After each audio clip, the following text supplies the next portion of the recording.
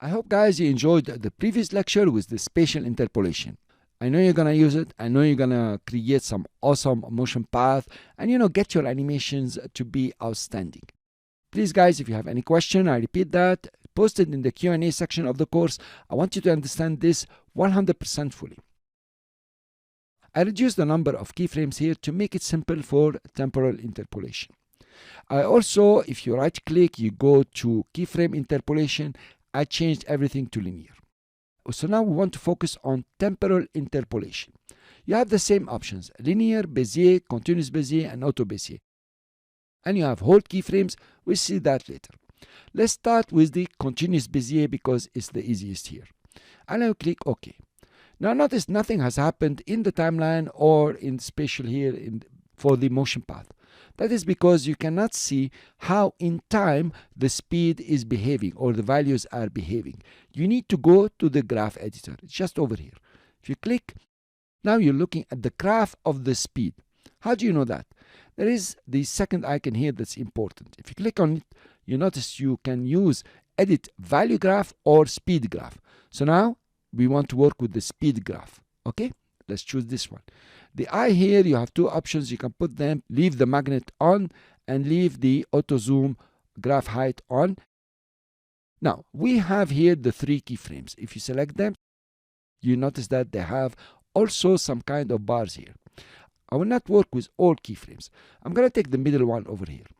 And you notice if you point, it says shape layer 1 position and the speed, pixels per second, 282. If you click on it, you can drag it down. Notice I'm reducing the speed. Now I would like you to notice on the graph here what's happening. When I change the speed, the frames are somehow moving in a certain direction. So now I have very high speed on this keyframe. So what are we looking at? Notice here in the spatial, the frames here are very much next to each other. It means it's slow. And here they start separating. It means the speed is fast and it comes to the keyframe.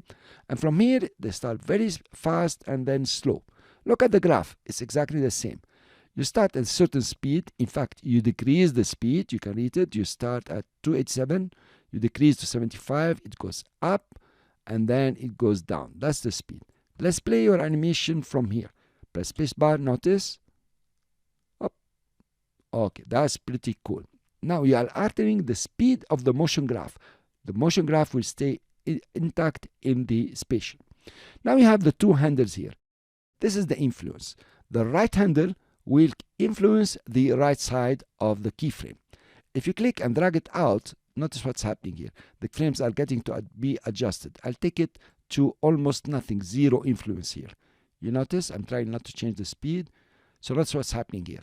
Now the influence is so little on this graph that the graph has changed. It's going to jump to a certain speed and slow down and come to almost a nil speed. Let's play. Notice what's happening. Cool and okay. So let's make it change it while it's playing. Notice what's happening. We have got it back and let's change this side. And let's change the left side. Okay, here you are. Now you can play with the speed the way you would like. You can move the keyframes. Actually, here I'm moving the keyframes in time according to the timeline. Notice where the keyframe now. I changed its place. So here you are really playing how the speed is going to be within your motion graphs or your motion path. Okay. Now let's take this one down and notice what's going to happen. Okay, the influence is very big. So it's going to start speedy or start at certain speed, go very speedy, slow down and come down. Okay guys, so it's pretty cool. You can come and play with it and try all what you want to try. It's as easy as this. Okay, it's just about adjusting it the way you would like. Now if you want to return the keyframes to linear, so we can choose something else, I'll click on position, selected all the keyframes, and to return them to linear, just over here. Convert selected keyframes to linear. We click on it, now they are linear. Let's right click on a keyframe and go to keyframe interpolation, and here from temporal interpolation, let's change it to Bezier, and we click OK. Now Bezier, remember the handles were not parallel in the spatial. Also it's over here, they are broken. So if you click on a keyframe, you notice it has two handles now, one for the incoming and one for the outgoing. If you play with the handle, look what's happening here. Of course, I've selected all the keyframes. Click out, select a single keyframe. So notice how we are playing with the speed. So this Bezier will allow you to have an incoming speed, to this keyframe, and an outgoing speed to this keyframe. Actually, they don't even have correlation, but they have influence. This is the influence. Here you are. Now notice how it's changing. Well, is this complicated? Yes, it is. But actually, you don't need to master it like, I know what's going to happen.